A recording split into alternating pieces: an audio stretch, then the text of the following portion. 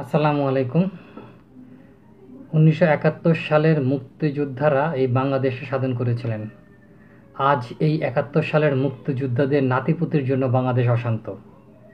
আপনারা একটু ভেবে দেখুন, মুক্তিযোদ্ধা এবং মুক্তিযোদ্ধার বংশধর যারা রয়েছেন, যে মুক্তিযোদ্ধারা বেঁচে আছেন তাদেরকে বলছি, আপনারা একটু ভেবে দেখুন, আপনাদের জন্য, আপনাদের নাতিপুতির জন্য আজকে বাংলাদেশে কী অরাজকতা! হাজার শত শত মানুষ মারা যাচ্ছে, শত শত মানুষ পঙ্গু হচ্ছে। এখন পর্যন্ত যে খবর পাওয়া গেছে তাই প্রায় ৫০-৬০ জনের মৃত্যুর খবর পাওয়া গেছে। তো আপনারা বাংলাদেশের জন্য মুক্তিযুদ্ধ করেছেন, আপনারা মুক্তিযুদ্ধ করে এই দেশটাকে স্বাধীন করেছেন, স্বাধীন করে এই দেশের মানুষের অধিকার আদায় করেছেন। আজকে আপনাদের নাতিপুতির জন্য আজ বাংলাদেশ আজকে অস্থিতিশীল হয়ে গেছে।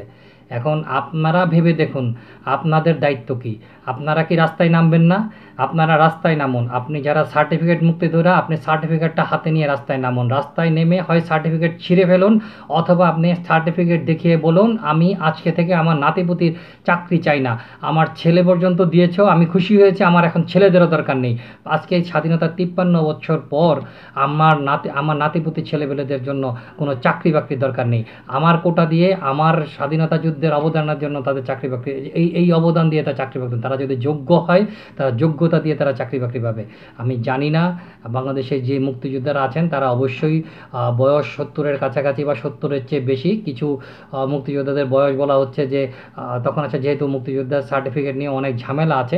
তো সব কিছু মিলিয়ে আমরা বলছি যে মুক্তিযোদ্ধা যারা বেঁচে আছেন, সোহেল রানা তার অবস্থান ক্লিয়ার করেছেন, লতিফ সিদ্দিকীরও একটা বক্তব্য শুনলাম।